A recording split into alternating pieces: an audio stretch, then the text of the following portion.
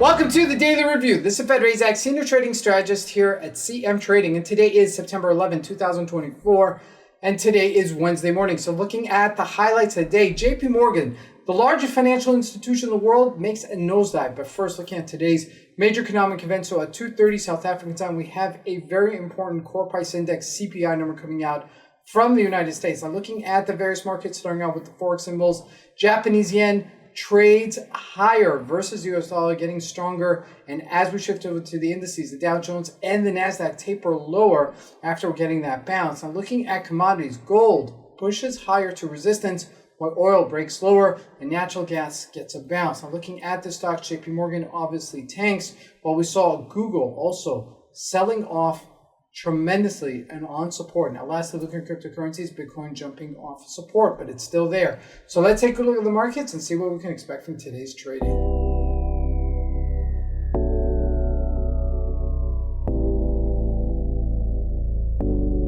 Here we go. First with the Japanese yen. Now clearly it's been on a downward momentum, right? We've seen this already for over the past, I would say, 4 weeks almost. That we topped out at 161 and then nosedived to 141.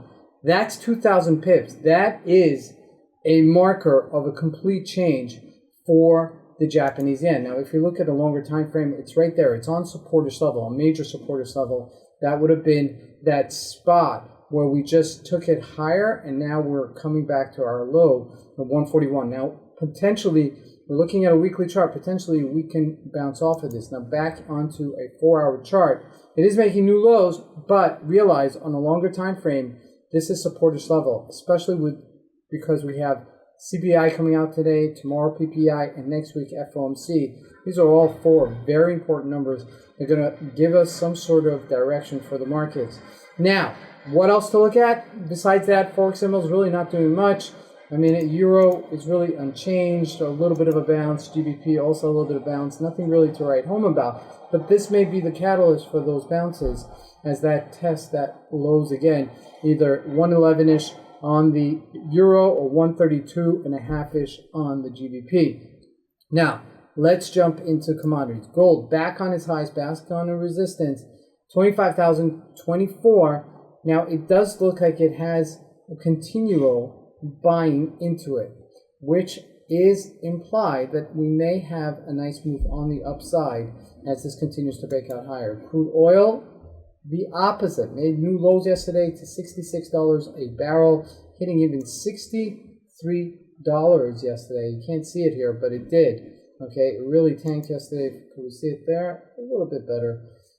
But it has really tanked. I mean, if we look at a daily chart, we're right there. Okay, we broke our 68 of support, which means that at this stage, we're looking at multi-time frame supportish level, okay, during the hurricane season, which is unprecedented. Actually, there's a hurricane in the midst kind of be made.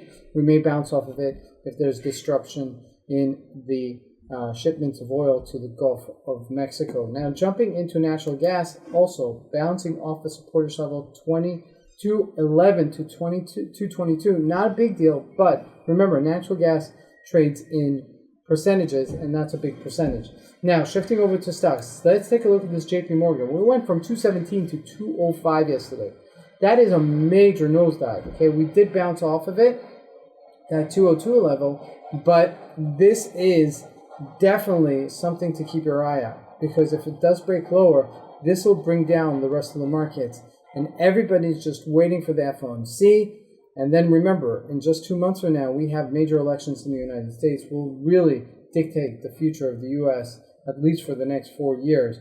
Now, take a look at Google also. Did shift further down as well, as that completely broke down from its high of 193 down to 149. So there is some major weakness. I mean, if you look at it almost across the board, but it's individualistic. It's not almost, it's not everything going together. Now, lastly, taking a look at Bitcoin, we bounced off of our low of 54,000. Okay, however, still relatively very weak, as this is continuously just showing weakness and not jumping off of that supporters. Okay, but it's the rest of the market, so it's trading with the market altogether. This is Fed Razak. I want to wish you guys a great trading day. Thank you.